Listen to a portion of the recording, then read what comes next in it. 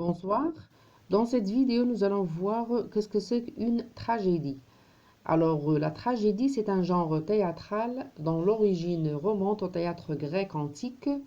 On l'oppose à la comédie, au contraire de laquelle on met en scène des personnages de rang élevé, illustres, empruntés à l'histoire ou à la mythologie et dont les destins implacables inspirent la terreur et la pitié. C'est-à-dire, si nous avons dit auparavant que dans une comédie, on trouve des personnages ordinaires, des personnages simples de la vie quotidienne, là, dans une tragédie, vous avez plutôt des personnages illustres d'un rang social élevé.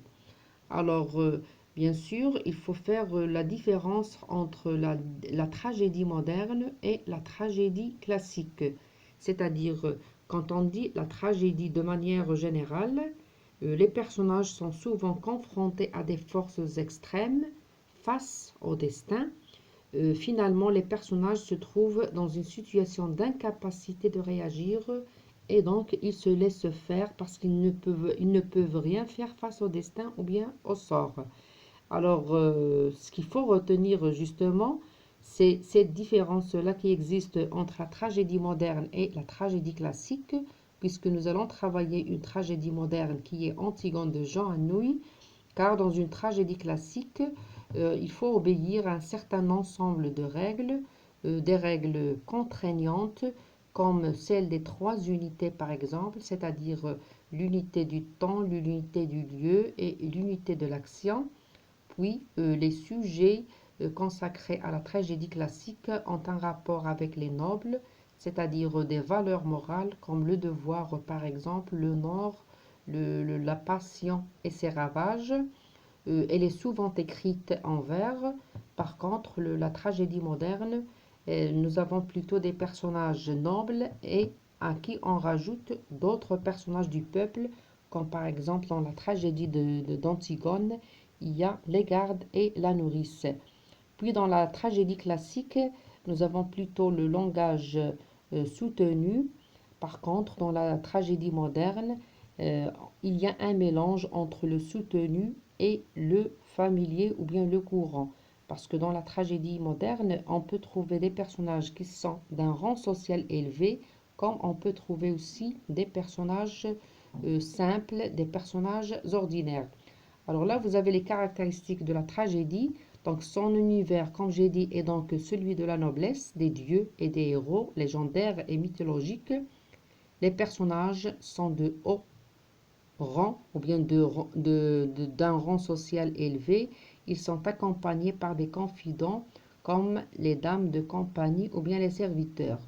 Alors l'intrigue dans une tragédie repose sur un conflit intérieur où un personnage est tiraillé entre des valeurs nobles comme l'amour, comme j'ai dit tout à l'heure, contre le devoir familial, les sentiments familiaux ou amoureux contre la raison d'État. Une tragédie classique, donc là, je me répète encore une fois, donc là, ce sont des choses qui sont écrites, met en scène une seule intrigue, généralement concentrée sur un seul lieu qui dure une seule journée. C'est ce qu'on appelle la règle des trois unités. Les actes violents, comme par exemple les batailles, les meurtres, les duels, les suicides, etc., ne sont pas montrés en scène. C'est ce qu'on appelle la bienséance, la règle de la bienséance.